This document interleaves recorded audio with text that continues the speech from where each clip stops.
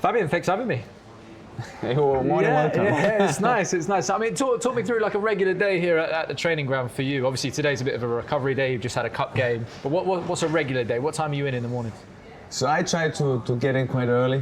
Yeah. To have a little bit like silence. I can do my work and stuff. So Yeah. I try to get in like a habit. There's some staff members, so we have some workout together. We have some talking. We have great music. Yeah. So we have our routine that we come in around 6:50. We do a 1 hour workout, and then I think at 8 o'clock we had the first meeting together with the staff. We are trying to plan the training with the medicals, who's available, who's not available, who can train, who has to be modified. Yes, and then everyone is doing his own thing for 1 hour, preparing the meetings, preparing his stuff, preparing the training. Then we have the meeting, the training, and afterwards we are here in the best canteen I've ever been, with the best kitchen, like unbelievable food. These guys are the best, food. right? Yeah, they're doing an unbelievable job. Like I love the chefs here. I like the staff members here around. It's always a great move when you come into this room, into the space, because everyone is then together, the players, the physios, the kitmans, the chefs, and it's a great like feeling of togetherness, and I really enjoy it because every department works for its own. The facilities here are very big, very huge, so you don't see them that often. So I really like when everyone comes in this period where everyone can have lunch, sitting together, talking.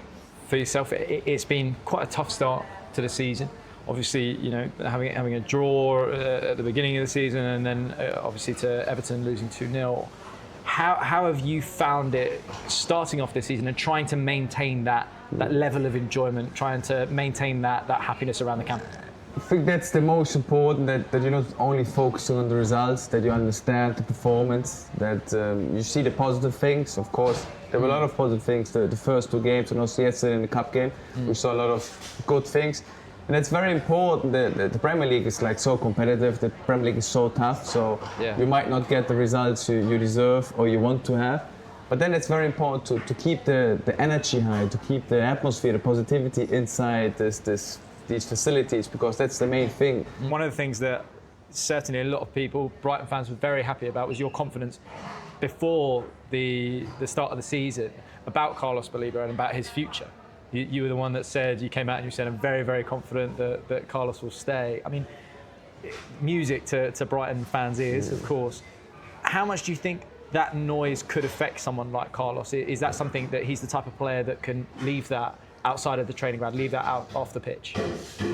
I think we all try to, we're all human beings, but especially like a player like Carlos, we have to understand the person that is such a young person. Yeah.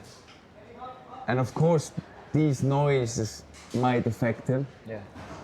He doesn't want that to affect him, but unconsciously there are some moments where you might get affected. Of course, our responsibility is that we give the environment where he can only focus on the performance on the pitch, where he can be himself, and that's our responsibility.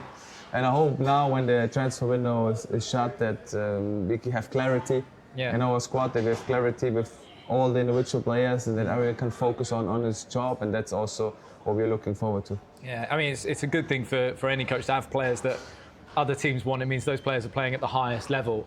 How good can he be? Because obviously, you know, there's certain transfer figures that they'll put next to him, but where do you see his level? He can be a top player. He proved it already last season for us. It was his first real Premier League season. So the season before, he only had like some minutes in the Premier League, but last season he was a main player for us with a lot of minutes.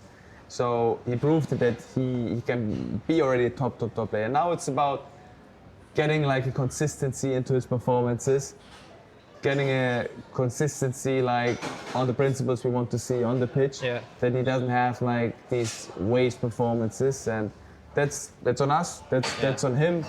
There are potentials we try to improve with him, and we are very happy that he's a Brighton player, and I'm sure that he's also happy to be here. 100%. I mean, you look at Brighton and the list of players that have come through this club and gone on to, you know, go to other clubs or just play at that high level. How shocked were you as a coach when you came into the club and you looked at the scouting level and you looked at the players that they're able to bring in? I mean, it's really, you know, almost one of the best in the game. Yeah, just yesterday after the cup game, like a journalist asked me, like, for example, Stefano Cima is a very unknown player. So he's scoring goals, he's coming out of nowhere, and I think that's a prime example for one of the best recruitment system we have in the world. So we are scouting and signing unknown players, but players who have like big potential. And it's about us to creating that environment where they can improve, because they are not players who are already done. So they are players who have like big potential, and we have to get the potential out of them. And you only get the potential out of them with the right environment, with leaders you have inside of the group, you have experienced players who know what it means to play in the Premier League. And then you need to give them time, being patient with them.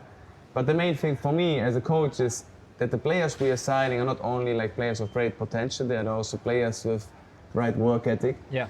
So we're not only scouting players who have potential, we're scouting players with the right character side. So that's the main thing for us, that we are signing players who come into this building, who want to improve every day, who want to give their best every day, who see Brighton as a chance to step into the Premier League, and that's what we are looking forward. Of course, like signing players with big potential, but the main thing is signing players with the right character, because that's the main thing, that you can improve and work with them. Yeah, absolutely. I think, you know, you look at it and you look at the players that have come through that Brighton system, and you look at where they are now, like whether or not they're playing for Brighton or at other clubs, the level is so high, and so clearly it's definitely working out.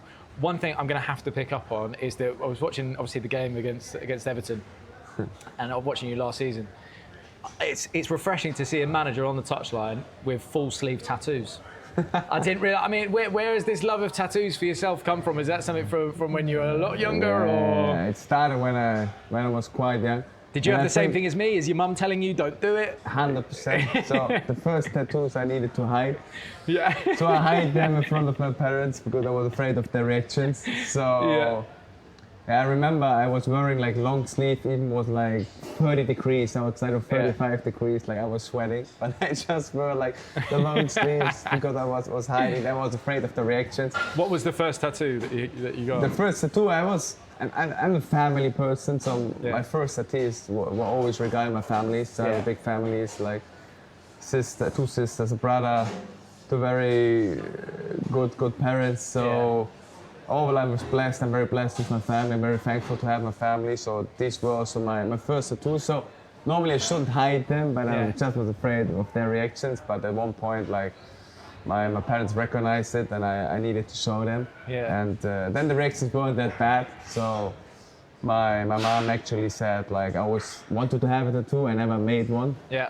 I think my dad wasn't that happy, but I'm always a person like, when I'm convinced of something, when I like things, I do it. Yeah. So no matter how many persons are against it, no matter how many persons will criticize it, it's just me. Yeah. So I need to be myself. I need to feel authentic in my body, and that's why I did it. I like it. But at the end of this season, if Brighton win a trophy, you've got to get that tattooed, right? That's what all the St. Pauli fans ask me when we made the promotion, if I get a tattoo. I'm very like calm with these things. So first of all, like, let's be successful and then we'll work it out. Try to give the fans what they deserve. Of course, what they also might expect. A trophy. It's very hard to get a trophy. It's so hard. And then we can talk about the other things. But first of all, let's do the work. Let's do the work first. But at the end of the season, if you win a trophy, I'll pay for the tattoo, and we're going to go there. I'll pay for the tattoo. A lot of people offered me this in St. Pauli. They will pay for my tattoo. I never accept the offer, so let's see. We'll see. If you can convince me. Now, looking ahead to the weekend, a big challenge that obviously you're facing on Sunday against Man City. Given the fact that the week previous, they've obviously had a big loss to Spurs. As the manager, are you watching Spurs going, okay, this really worked against them? Do we change to what Spurs are doing, or is it about playing your own game? I think that's very important to always stick to your style of play, because you create a style of play for the players you have here, and you can't copy any other styles of play. So the profiles, for example, from Tottenham players are different to our players. Yeah. And for me, it's very important that you always focus on your own style of play. Of course, you can adapt and adjust small elements from these games, but overall, we always want to play our style. We have a unique style of play. We want to be playing the Brighton style, like intense out of possession, with a lot of courage in possession. That's how we want to be successful. That's also how we are convinced that we develop the young players, Yeah. and that's why we try to focus on ourselves. But of course, you need to do adjustments to the quality of City. They have a special style of play. They have the best manager in the world. So you need to adjust to them. You need to adapt to their style of play. You can't only say we only focus enough and we will win the game. It's about doing small adjustments, preparing the team, but always with the belief in your own style of play. Do you see Pep's kind of style changing? Obviously, as a manager, as a fellow manager, do you see it almost turning into more of this, again, a transitions team, or is it much the same as what we saw last year? I think, so I follow Pep because he's, like I said, one of the best managers in the world, and I think one of his biggest strengths is he always finds a new idea, he always finds something new to adapt, some new elements. And that's what I really like. He never stagnates. He always develops, and that's something what is really impressive. And I think you need to do it in the Premier League. You can't stagnate. You always need to think about, okay, what might be the next step, where we have to improve, where we have to develop. And he's a role model for that. So for sure, he had also big change with the players, of the signings he made in summer. So it's also some new adjustments and new adaptations regarding his new style of play. But overall, I think his main principles are always the same. They want to have a lot of ball possession. They want to dominate the opponent with the ball. So we have to defend good against them.